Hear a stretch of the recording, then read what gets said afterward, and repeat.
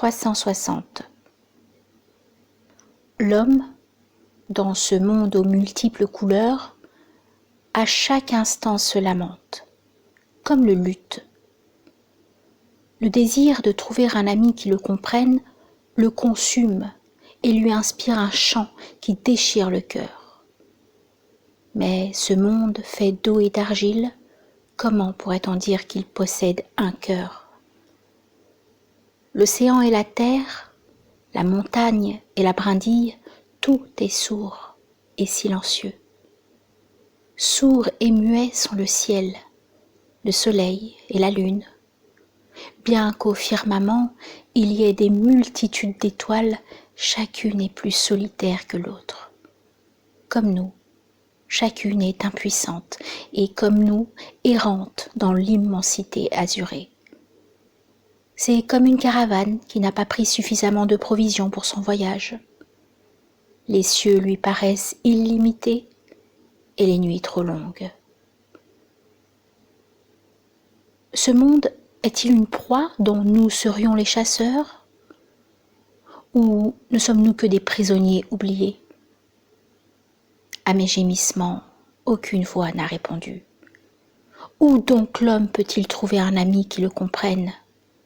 J'ai vu que le jour de cet univers qui s'étend dans les autres directions, dont la lumière illumine le palais et la cabane, tire son existence de la révolution d'une planète et ne dure que le temps de dire « il était là, il est parti ». Oh, heureux le jour qui n'appartient pas au temps, dont le matin n'a ni midi ni soir, un jour dont la lumière rend l'âme lumineuse et grâce auquel on peut voir le son comme la couleur. Par son éclat, toutes les choses absentes deviennent présentes. Il dure éternellement. Ô Seigneur, fais-moi la grâce d'un tel jour. Libère-moi de ce jour sans ardeur. Ce verset de Tasrir, ne voyez-vous pas qu'Allah vous a soumis tout ce qui est dans les deux et sur la terre, dans les cieux et sur la terre ? Sourate 31, Luqman, verset 20. Cette sphère azurée, pour qui donc erre-t-elle ? Celui qui connaît le secret d'Allah enseigne les noms. Allah a enseigné à Adam les noms de toutes les créatures. Sourate Al-Baqarah, verset 31. Qui donc est-il ? Qui a donc été enivré par cette échanson et par cette coupe ? Qui as-tu choisi entre tous les gens du monde ? Qui as-tu rendu confident des secrets cachés ? Ô toi dont la flèche nous a percé le cœur, qui a dit « Appelle-moi » ? Et à qui l'a-t-on dit ? Invoquez-moi, dit le Seigneur, je vous exaucerai. Sourate Ghafir, verset 60. Ton visage est ma foi et mon Coran. Refuseras-tu à mon âme une de tes manifestations ? Par la perte de sang de ses rayons, n'est pas diminuée la substance du soleil.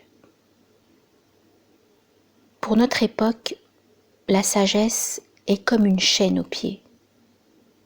Où est cette âme impatiente que je possède ? Pendant des âges, l'existence tourne autour d'elle-même jusqu'à ce que descende ici-bas une âme impatiente. Si tu ne te tourmentes pas, si tu ne tourmentes pas cette terre aride, elle ne deviendra pas favorable à la semence du désir. Si de cette terre infertile sort parfois un cœur, considère-le comme une grâce d'Allah. Tu es ma lune, pénètre dans ma nuit obscure, regarde un instant les ténèbres de mon âme.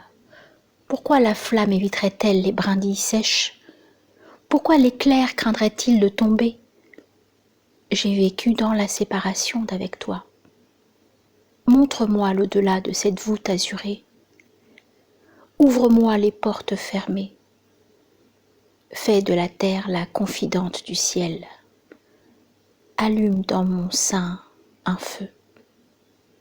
Laisse l'encens et brûle le bois, puis mets-y de nouveau mon encens et répands-en sur le monde la fumée. Attise la chaleur de ma coupe. Jette un regard sur moi. Nous te cherchons, et tu es loin de nos yeux.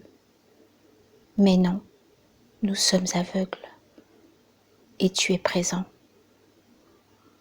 Ou bien écarte ce voile du mystère, ou bien enlève-nous cette âme privée de vision. L'arbre de mon esprit désespère de porter des feuilles et des fruits. Envoie donc une hache, ou alors la brise du matin. Tu m'as donné la raison. Donne-moi aussi la folie. Montre-moi la voie de l'extase intérieure. La science demeure dans la pensée. L'amour fait son nid dans le cœur vigilant. Si la science ne bénéficie pas de l'amour, elle n'est qu'un théâtre d'idées. Ce spectacle n'est qu'une magie, comme celle de Samiri. La science sans l'Esprit Saint n'est que sorcellerie. Sans la lumière divine, le sage ne trouve pas la voie et meurt écrasé sous le poids de ses propres imaginations.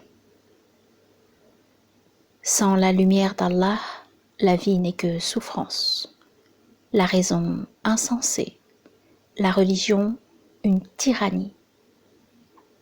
À ce monde de montagnes et de plaines, de mers et de déserts, nous demandons la vision. Il nous répond « tradition ».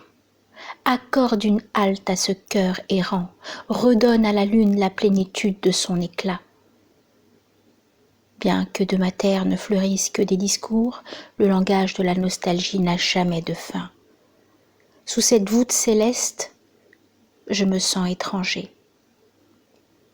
D'au-delà du firmament, redis-moi, en vérité, je suis proche. Baqara, verset 186. Nous avons créé l'homme et nous savons tout ce qui se passe dans son cœur et nous sommes plus proches de lui que sa veine jugulaire. Surat al-Qaf, verset 16. Afin que, comme le soleil et la lune, s'évanouissent les 4 directions de l'espace, ce nord, ce midi, que j'échappe à cet ensorcellement de l'hier et du demain, et que je dépasse le soleil, la lune et les Pléiades. Tu es la splendeur éternelle. Et nous, pareils à des étincelles, nous ne durons qu'1 ou 2 instants. Et encore, nous sont-ils prêtés?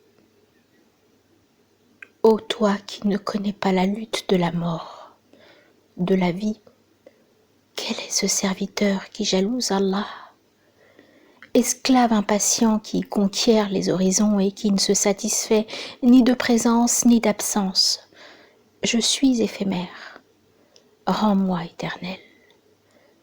Je suis de la terre, rends-moi du ciel.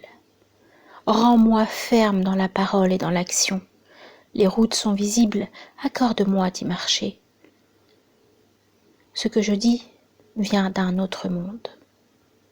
Ce livre appartient à un autre ciel.